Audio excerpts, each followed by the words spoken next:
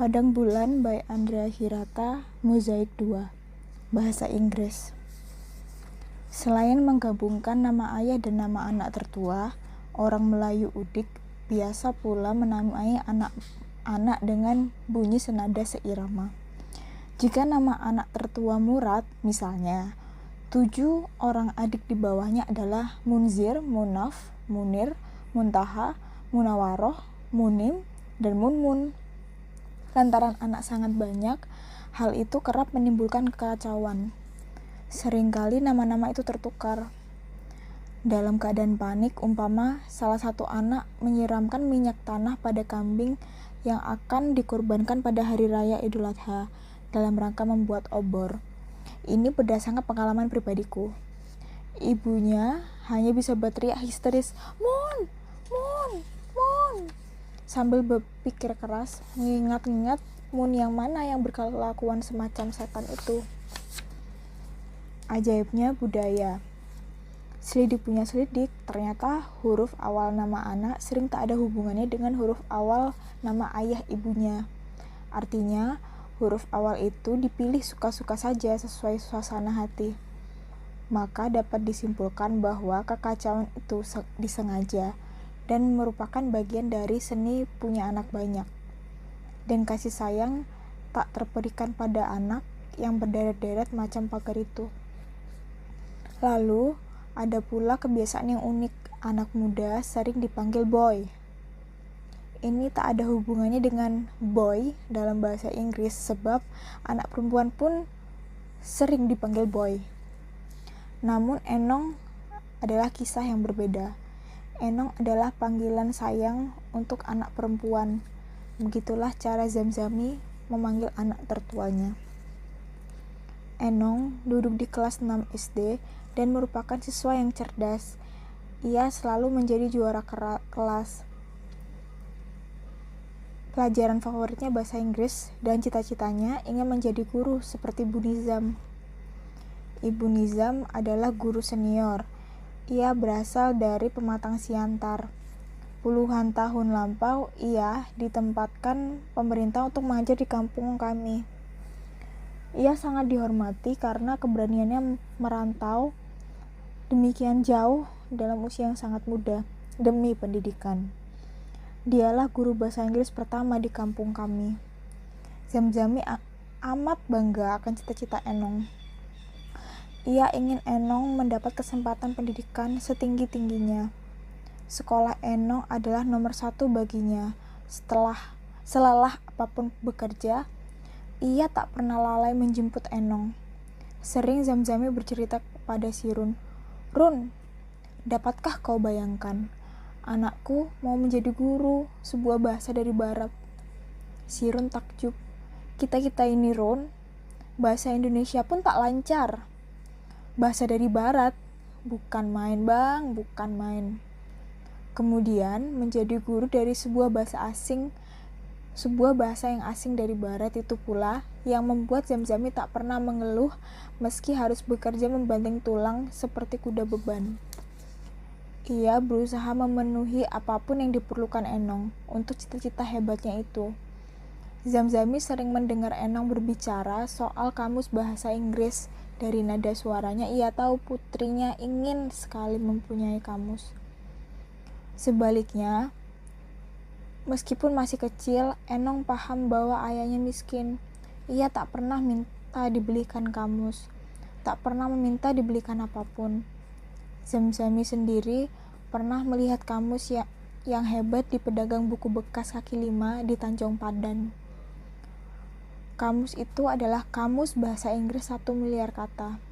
Sejak melihat kamus itu dan mengenang keinginan putrinya, membeli kamus telah menjadi impian Zamzami dari hari ke hari. Ia bekerja lebih keras di ladang tambang dan menambah penghasilan dengan berjualan air nira setiap ada pertunjukan orkes Melayu. Hari Sabtu, ia ke laut, mencari kerang untuk dijual di pasar ikan. Hari Minggu, ia berjualan tebu yang ditusuk dengan lidi. Setelah berbulan-bulan seperti itu dan memfokuskan pikirannya hanya untuk membeli kamus bahasa Inggris untuk anaknya, akhirnya Zamzami punya uang lebih. Dengan bergembira ia berkata, "Mulai sekarang, jangan kau cemas lagi, Nong. Ayah akan belikan kamus untukmu. Kamus bahasa Inggris 1 miliar kata." Enong terbelalak. 1 miliar? Napasnya tertahan. "Iya, Nong, tak kurang dari 1 miliar kata." Wajah Enong pucat. Ia terpana karena akan segera punya kamus dan karena kamus itu berisi 1 miliar kata. Lalu, ia saling menyentuhkan ujung-ujung jarinya dan mulutnya komat-kamit, menghitung jumlah nol dalam 1 miliar. 1 miliar itu banyak sekali, Nong. Ayah pun tak tahu berapa jumlah nolnya. 17 barangkali. Mulut Enong masih komat-kamit dan jarinya masih sibuk menghitung jumlah nol dalam angka 1 miliar. Esoknya, mata Enong merah. Zamzami tahu anaknya pasti tak tidur karena terus-menerus membayangkan kamus itu. Maka, tanpa ambil tempo, ia sengaja mengajak Sirun ke Tanjung Pandan. Mereka bersepeda hampir 100 km. Senangnya Zamzami mendapati kamus yang dilihatnya dulu masih ada di pedagang kaki lima buku bekas itu. Terbayang olehnya sinar mata anaknya nanti jika menerima kamus itu. Ia menimang-nimangnya dan terkagum-kagum pada tulisan di sampulnya. Kamus bahasa Inggris 1 miliar. 1 miliar kata. Diikutinya pelan-pelan angka 0 itu. Baru ia tahu bahwa jumlah 0 dalam 1 miliar ada 9. Zamzami sempat heran. Melihat kamus itu ternyata ringan dan tipis saja. Padahal isinya 1 miliar kata. Jiwanya yang lugu berkata, mungkin yang dimaksud pengarang buku ini itu bukan kata tapi huruf. Pengarangnya mungkin salah tulis. Seharusnya 1 miliar huruf.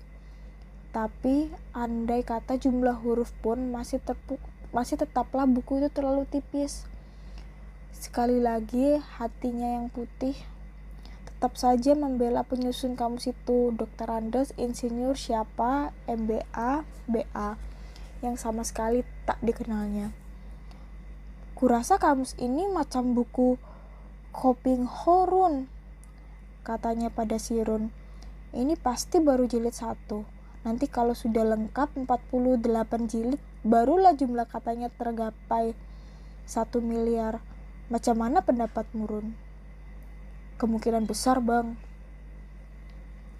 Jika menyangkut buku, Sirun serupa tikus mendengar pembicaraan ayam. Gelap.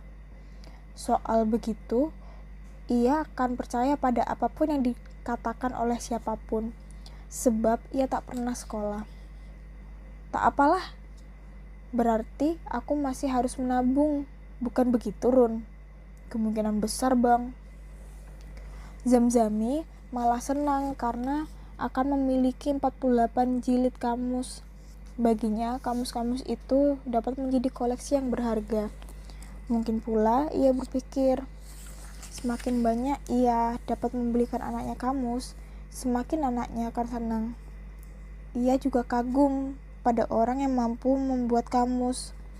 Ia menatap deretan gelar sarjana Dr. Andes siapa yang menyusun kamus itu sambil membayangkan anaknya menjadi guru bahasa Inggris. Enong bisa menjadi guru bahasa Inggris yang baik dengan kamus ini, Run. Sirun mengangguk-ngangguk dengan hikmat. Kemungkinan besar, Bang. Pedagang buku bekas kaki lima tertarik melihat semangat Zamzami yang tampak seperti baru menemukan benda ajaib. Ia bertanya, mengapa begitu riang? Buku ini untuk anakku, Pak Ci. Berarti hadiah untuk anak, biar lebih berkesan. Orang di kota biasa menulis sesuatu di halaman muka. Tanda tangan, ucapan salam, ucapan selamat ulang tahun, atau apa saja. Begitukah? Anak perempuan kah? Iya, Pak Ci, sudah kelas 6. Elok kalau disampuli dengan kertas kado yang cantik, anak perempuan akan senang hatinya. Mata Zamzami berbinar-binar. Ia pergi sebentar, lalu kembali membawa kertas kado dan menyampulinya di depan pedagang kaki lima itu. Kemudian, ia minta diajari cara menulis ucapan di halaman muka itu. Setelah berunding cukup lama, ia menemukan kalimat yang ingin ditulisnya. Ia mengukirnya dengan pena, kata demi kata. Sementara itu, Enong hilir mudik di beranda menunggu ayahnya kembali dari Tanjung Pandan. Seharian ia tak enak makan, karena pikirannya tak dapat lepas dari kamus bahasa Inggris 1 miliar kata. Ketika ayahnya tiba, ia menyongsongnya di pekarangan. Ia melonjak-lonjak senang menerima kamus itu. "Ini baru jilid 1, Nong.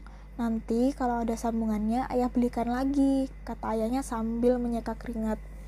Zamzami pun gembira karena pendapat pedagang buku bekas kaki lima itu semuanya benar. Enong berulang kali memuji indahnya sampul kamus itu. Zamzami mengatakan bahwa ia sendiri yang memilih kertas sampul itu dan ada tulisan untuk Enong di halaman muka. Enong membukanya dan menemukan tulisan itu. Ia membacanya. "Buku ini untuk anakku, Enong. Kamus 1 miliar kata. Cukuplah untukmu sampai bisa jadi guru bahasa Inggris seperti Ibu Nizam. Kejarlah cita-citamu, jangan menyerah, semoga sukses. Tertanda ayahmu." Enong terdiam, lalu ia menangis untuk sebuah alasan yang ia tidak mengerti.